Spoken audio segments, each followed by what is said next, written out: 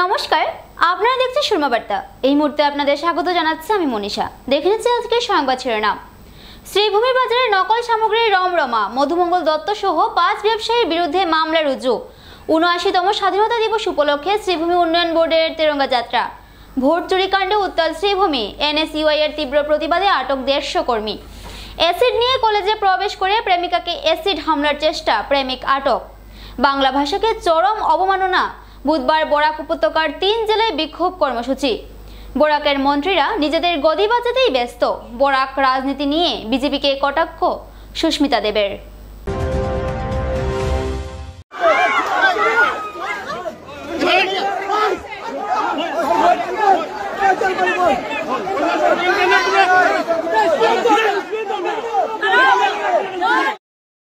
Acid নিয়ে কলেজে প্রবেশ করে প্রেমিকাকে অ্যাসিড হামলার চেষ্টা, প্রেমিক আটক। প্রেমের সম্পর্ক ভেঙে যাওয়ার পর প্রেমিক শুভম দাস হাতে অ্যাসিড নিয়ে প্রেমিকাকে হামলা করার উদ্দেশ্যে কলেজে প্রবেশ করে। কলেজের ছাত্রছাত্রী ও কর্তৃপক্ষ মিলে লম্পট প্রেমিককে ধরে পুলিশের হাতে তুলে দেয়। চাঞ্চল্যকর এই ঘটনাটি ঘটেছে শিলচরের রাধা মাধব কলেজে। ধৃত প্রেমিক শুভম দাস শিলচরের শরৎপল্লীর বাসিন্দা। জানা গেছে, শিলচর রাধা মাধব কলেজের উচ্চ মাধ্যমিক 2য় বর্ষের এক ছাত্রীর সঙ্গে দীর্ঘদিন ধরে প্রেমের সম্পর্ক ছিল শুভম দাসের, কিন্তু 2 দিন আগে প্রেমিকা তার সঙ্গে সম্পর্ক ছিন্ন করে দেয়। এর জেরে ক্ষিপ্ত হয়ে শুভম দাস হাতে অ্যাসিড নিয়ে প্রেমিকার কলেজে উপস্থিত হয়ে তাকে আক্রমণ করার উদ্দেশ্যে। প্রেমিক আক্রমণের চেষ্টা করার সময় ঘটনাটি প্রত্যক্ষ করে কলেজের অন্য ছাত্রছাত্রীরা তাকে ধরে ফেলে। এরপর কলেজে উত্তেজনাপূর্ণ পরিস্থিতির সৃষ্টি হয়। কিছু ছাত্রছাত্রী শুভম দাসকে মারধর শুরু করে। পরিস্থিতি আরও খারাপ হওয়ার সম্ভাবনা দেখে কলেজ কর্তৃপক্ষ পুলিশকে খবর দেয়। পরে পুলিশ এসে পরিস্থিতি নিয়ন্ত্রণ করে এবং অভিযুক্তকে থানায় নিয়ে যায়। ঘটনার পর ভুক্তভোগী ছাত্রী শিলচর রাঙ্গেরখালী থানায় অভিযোগ দায়ের করেছে। অন্যদিকে ভুক্তভোগী ছাত্রীর সহপাঠীদের অভিযোগ, প্রেমের প্রস্তাব প্রত্যাখ্যান করায় শুভম দাস এই ঘটনা ঘটিয়েছে। বিপরীতে ধৃত শুভম দাসের মায়ের দাবি, ওই ছাত্রীর সঙ্গে তার ছেলের দীর্ঘদিনের প্রেমের সম্পর্ক ছিল। এর নাম শুভঙ্কর দেব। শরৎপল্লী থেকে আমার ছেলেরে ফোন করিয়া তাই নিয়া পাবলিক দিয়া স্কুল কলেজ স্টুডেন্ট দিয়া তাই পিঠা খাওয়াইতেও চাইছে। আমার ছেলে যান বাঁচাইবার হয়ে গিয়া কলেজও গিয়া লুকাইছে। আর আমার ছেলের লগে তাইর ভালোবাসা আসলো। 6-7 বছর ধরে তাইর লগে হেভ রিস্তা করে। আমি গড়ও থাকি না, আমার খালি গড়ও গেছে, তাই গিয়া ভিডিও মানাইছে। আজকে তো আমার ছেলেরে তাই ফোন করিয়া নিছে। ফোন করিয়া নিয়ে আমার ছেলেরে তাই মায়ের খাবাইতেছে। আমার ছেলে জানের বয়ে গিয়ে কলেজও গিয়া যান বাঁচাইছে। আমার ছেলেরে পাবলিক দিয়া নি না কিতা দিয়ে তাই মানুষ দিয়া মায়ের খাবাইতো, তাই জানে না। এরপরে তাই মিথ্যা অভিযোগ দিছে আমার ছেলে বুঝি তাইর উপরে অ্যাসিড ফলাইতো আসলো, তাই আমার ছেলেরে মিথ্যা অভিযোগ দিছে। অনুপে আমারে উঠিয়া কয় আমি জিয়াদি, আমি একটা হিন্দু মেয়ে, আমারে কয় আমি জিয়াদি। কয় আপনারা গেছে আমি ন্যায় বিচার চাই। আমার ছেলে নির্দোষ ছেলে, আমার ছেলে প্রেম করছে, ভালোবাসা করছে, তাইরে অত ভালো হয়েছে, তাই আজকে আমার ছেলেরে ডাক দিয়া ফোন করিয়া নিয়া তাই আমার ছেলেরে মারতে চায়। তাই অত বড় অন্যায় কাজ করছে, মিথ্যা কথা কইছে আমার ছেলেরে। আমার ছেলে বুঝি তাইর উপরে অ্যাসিড ডালতে চায়। আমি এটা ন্যায় বিচার চাই। আমার ছেলে যেটা করছে না এটাও তাই মিথ্যা কথা উঠাইতে পারে অ্যাসিড ডালবো করিয়া। এটা আমার ছেলে কোনো সময় কইছে না এই কথা। তাই অতদিনে তাইরে অত ভালো পায় আমার ছেলে। আর মধ্যে তাই গৌহাটি গেছে, তাই একটা পরীক্ষা দিতে, ইন্টারভিউ দিত। তাই মা মেয়ে গেছে, আরেকটা ছেলে গেছে, তাইরে ফোন করিয়া নিচে গৌহাটি। তারা গৌহাটি গিয়ে আমার ছেলেরে লইয়া ফুর্তি আমার করিয়া এস করিয়া আইছে। তাই মাও আছে জড়িত, তার মাও জানে তাইরে বালা পায় করিয়া। ভোট চুরি কাণ্ডে উত্তাল শ্রীভূমি, এনএসইউআই এর তীব্র প্রতিবাদে আটক 150 কর্মী। ভোট চুরি কাণ্ডকে কেন্দ্র করে বুধবার শ্রীভূমিতে বিক্ষোভে ফেটে পড়ল national students union of India.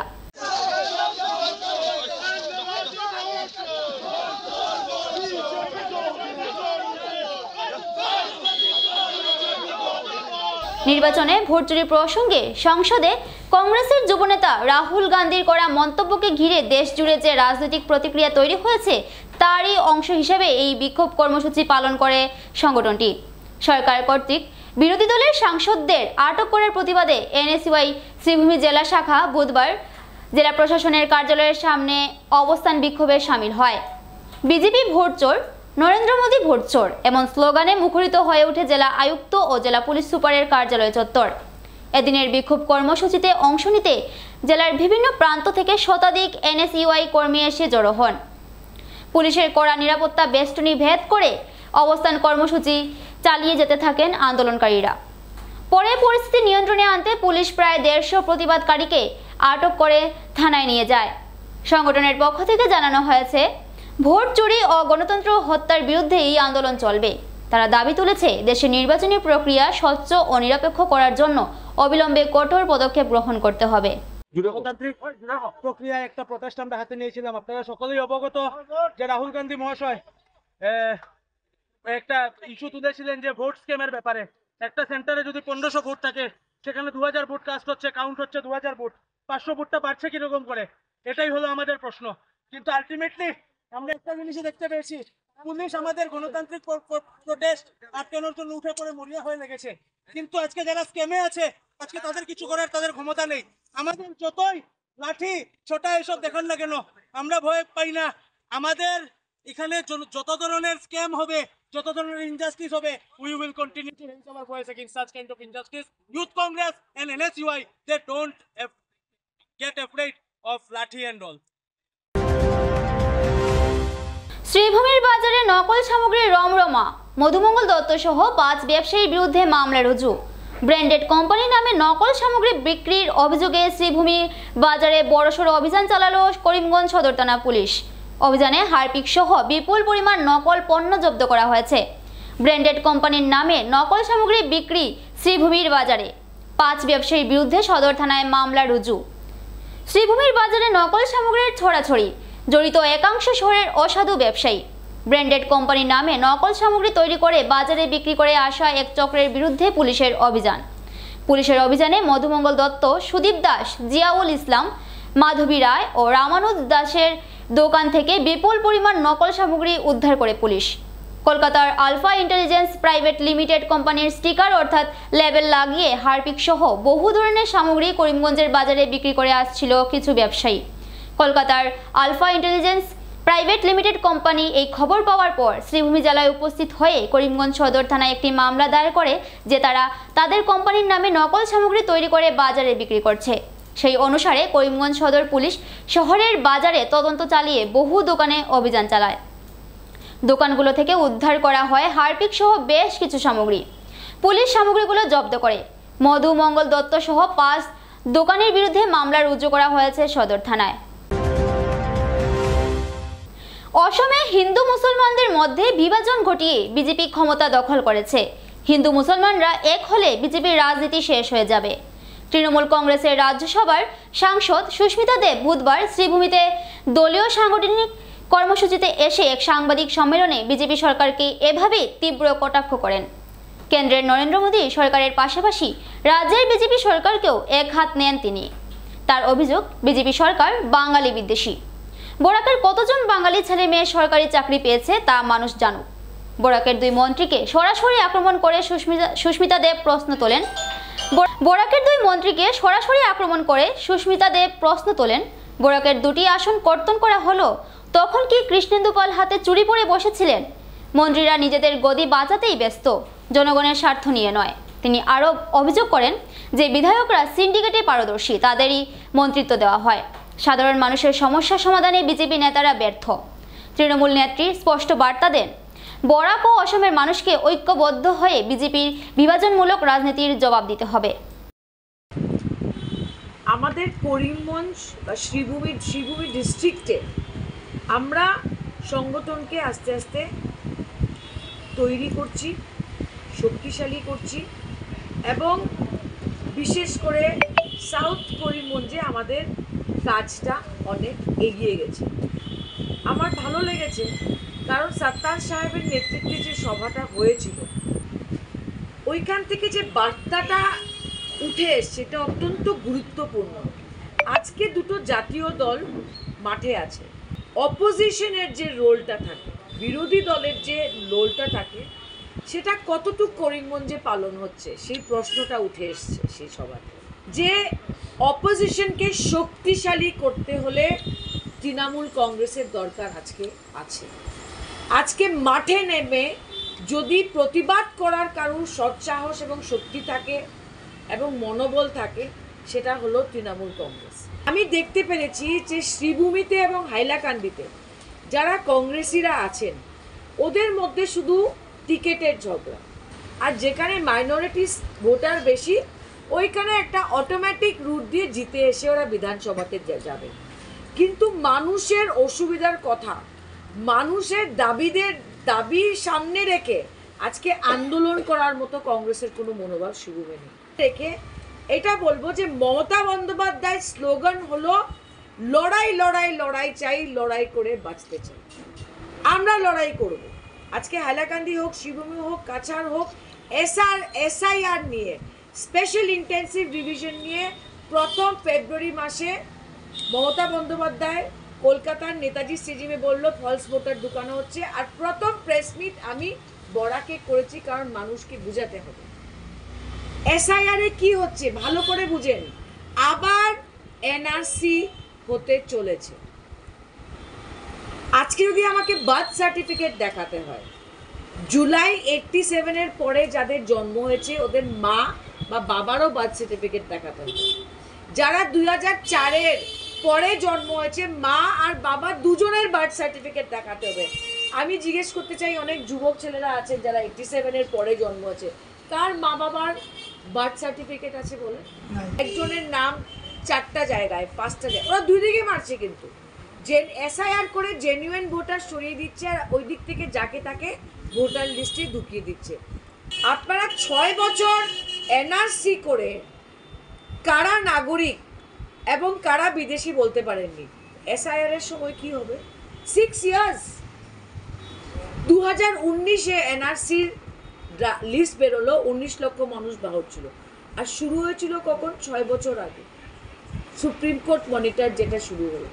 6 বছরে কাগজ দেখিয়ে আমরা পারিনি, তো আমরা এই 6 মাসে কাগজ দেখিয়ে পারবো? আসামে 6 মাসের মধ্যে আসামের নির্বাচন, এটা পুরো ষড়যন্ত্র। মানুষ খারাপ পাবে, কিন্তু ইলেকশন বন্ধ না করে ইলেকশনটাকে অকোচ করে দেওয়ার একটাই রাস্তা আছে, দ্যাট ইজ এসআইআর। সেটাই চলছে দেশে। তো অভিষেক বন্দ্যোপাধ্যায় তৃণমূল কংগ্রেস বলে দিয়েছে, তবে লোকসভা বাতিল হোক। প্রাইম মিনিস্টার মোদি আজকে একজন সাংসদ, আগে আপনি ইস্তিফা দিন। অমিত শাহকে বলবো, আপনি একজন সাংসদ, আপনি ইস্তিফা দিন। লোকসভাকে আপনারা বাতিল করেন, 1 বছর এসআইআর করেন, তারপরে ইলেকশন করেন। নালে 24-এ যে ইলেকটোরাল লিস্ট দিয়ে মোদিজি জিতে আসলো, অমিত শাহ জিতে আসলো, আজকে সেই ভোটার লিস্টকে মানছে না ইলেকশন কমিশন বিহার, বেঙ্গল আর আসামের ইলেকশনের জন্য। আজকে থেকে 65 লাখ মানুষকে কেটে দিয়েছে বিহার থেকে, কিন্তু কেউ গিয়ে এটার বিরুদ্ধে অবজেকশন ফাইল করছে না। মানুষ জানেই না ওদের নাম নেই। কেন জানে না? কারণ ইলেকশন কমিশন বলছে আমরা আলাদাভাবে কোনো লিস্ট বের করব না যে কাদের নাম কাটা গেছে। তা আমি ঘরে বসে সবাই কি ইন্টারনেট করে দেখতে পারবে কার নাম আছে, কার না কতজন দেখতে পারবে? গাড়িতে ঘুরবে, সামনে সিকিউরিটি থাকবে, পিছনে সিকিউরিটি থাকবে, দাপট দিয়ে চলবে, আর মানুষের অসুবিধার কথা বিজেপির কোনো নেতা মন্ত্রী বলবে না। এই বিজেপিকে যদি আসাম রাজ্যতে এবার না হারানো হয়, আমি বলছি আসাম রাজ্য একদম তছনছ হয়ে যাবে। যাদেরকে হেমন্ত বাবু বর্ডার দিয়ে ঠেলছেন, যাদেরকে অমিত শাহ বর্ডার দিয়ে ঠেলছেন, বাংলাদেশ ওদের পাসপোর্ট দেখে বলছে এরা তো ভারতবর্ষে এদের এগেনস্টে কেস করে। এই অবস্থা হয়ে গেছে। মোদিজি ভারতবর্ষকে একটা হাসির পাত্র বানিয়ে দিয়েছে। আমি প্রথম কথা বলি, আমি পার্লামেন্টে প্রশ্ন করেছিলাম যে বাংলাদেশ, আফগানিস্তান, পাকিস্তানে কতজন নির্যাতিত হিন্দু বা মাইনরিটি আছে। সেটার জবাবে ভারত সরকার বলেছে যে 3000-এর বেশি বাংলাদেশে হিন্দু বা আদার মাইনরিটি নির্যাতিত হয়েছে 2021-এর পরে। তো সিএএ এর যে কাট অফটা 14 কেন? 14-র পরে যে হিন্দুরা বাংলাদেশে মার খেলেও মোদিজির পার্টি কি ওদের প্রতি সহানুভূতি রাখেন না? আই এম ক্রিস্টাল ক্লিয়ার, আমি মমতা বন্দ্যোপাধ্যায়ের সৈনিক। আমার চোখে হিন্দু মুসলমান সবাই এক। ৭৯তম স্বাধীনতা দিবস উপলক্ষে শ্রীভূমি উন্নয়ন বোর্ডের তেরঙ্গা যাত্রা। ৭৯তম স্বাধীনতা দিবসের প্রাক্কালে বুধবার দেশপ্রেমের এক বিশেষ আবহে ভেসে উঠল শ্রীভূমি শহর। শ্রীভূমি উন্নয়ন বোর্ডের উদ্যোগে টিপটিপি বৃষ্টির মাঝেও এক বর্ণাঢ্য তেরঙ্গা যাত্রার আয়োজন করা হয়। সকাল থেকেই হাতে জাতীয় পতাকা নিয়ে শ্রীভূমি উন্নয়ন বোর্ডের কার্যালয়ের সামনে মানুষ সমবেত হয়। উন্নয়ন বোর্ডের সভাপতি বিশ্বরূপ ভট্টাচার্য শুরুতেই প্রাসঙ্গিক ভাষণ দেন। তিনি বলেন, স্বাধীনতা দিবস শুধু জাতীয় উৎসব নয়, এটি আমাদের আত্মসম্মান, ঐক্য ও ত্যাগের প্রতীক। এই তেরঙ্গা যাত্রা আমাদের স্বাধীনতার জন্য অসংখ্য শহীদদের ত্যাগ এবং দেশের প্রতি আমাদের কর্তব্যের কথা স্মরণ করিয়ে দেয়। দেশের স্বাধীনতার জন্য প্রাণ উৎসর্গকারীদের স্মরণ ও শ্রদ্ধাঞ্জলি জানানোর উদ্দেশ্যে এই তেরঙ্গা যাত্রার আয়োজন করা হয়েছে। ভারতের সাহসী বীর শহীদদের ভোলা চলবে না, তাদের আত্মত্যাগের জন্যই আজ আমরা স্বাধীনতা পেয়েছি। বুধবার উন্নয়ন পর্ষদের উদ্যোগে মোটরসাইকেল যাত্রার আয়োজন হয়। জাতীয় পতাকা লাগানো এই দীর্ঘ যাত্রায় সকলের কাঁধে ছিল বিশাল তেরঙ্গা ব্যানার, যা মুহূর্তেই দেশপ্রেমের পরিবেশ ছড়িয়ে দেয়। বন্দে মাতরম এবং জনগণ মন এর সুর বাজছিল, যা অংশগ্রহণকারীদের উজ্জীবিত করছিল। স্বাধীনতার এই ৭৯তম বছরে শ্রীভূমি শহর আবারও ঐক্য, ভ্রাতৃত্ব ও ভালোবাসার প্রতীক হয়ে উঠল, যেখানে সবার মন তেরঙ্গার রঙে রঙিন হয়ে উঠল। প্রায় ৪০ কিলোমিটার এলাকা জুড়ে পতাকা র্যালি অনুষ্ঠিত হয়। শ্রীভূমি ডেভেলপমেন্ট অথরিটি তিরঙ্গা যাত্রা অংশ নিচ্ছে।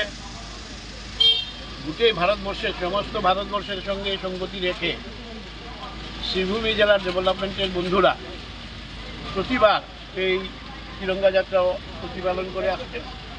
আগামীতে আরও সুন্দরভাবে করার পরিকল্পনা তাদের আছে। তিরঙ্গা যাত্রার মাধ্যমে মানুষে মানুষের সম্পর্ক সুদৃঢ় করার সংকল্প নিয়ে তিরঙ্গা যাত্রা করার উদ্দেশ্য এটাই।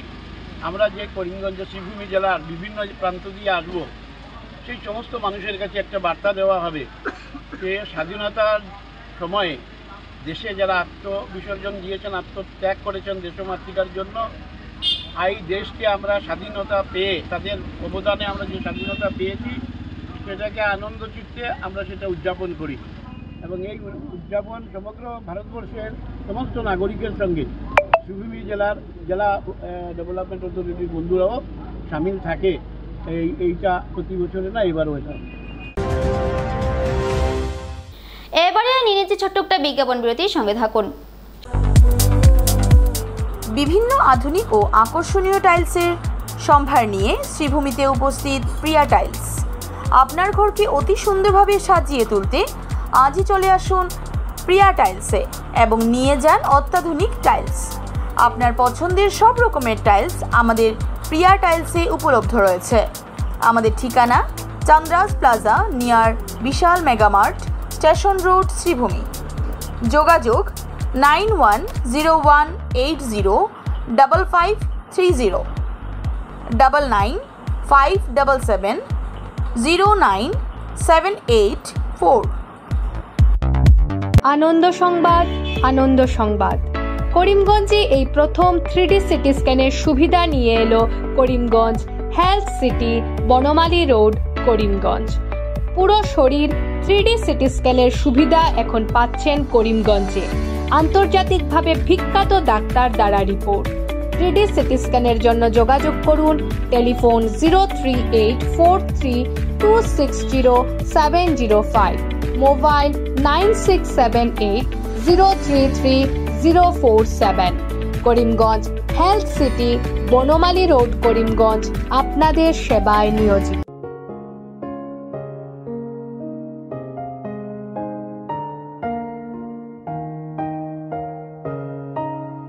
চিকিৎসা সেবায় নতুনত্ব নিয়ে হাজির নিউ লাইফলাইন হাসপাতাল। অত্যাধুনিক প্রযুক্তিতে এখানে pinhole surgery, gallbladder, appendix surgery করা হয়। শিলচর মেডিকেল কলেজের সার্জারি বিভাগের অতিরিক্ত প্রফেসর ডক্টর RC শ্যাম সার্জারিগুলি করবেন। তাছাড়া তিনি প্রতি শনিবার বিকেল 3টে থেকে OPD-তে রোগী দেখবেন। রয়েছেন শিশুরোগ বিশেষজ্ঞ ডক্টর গুলজার হোসেনও।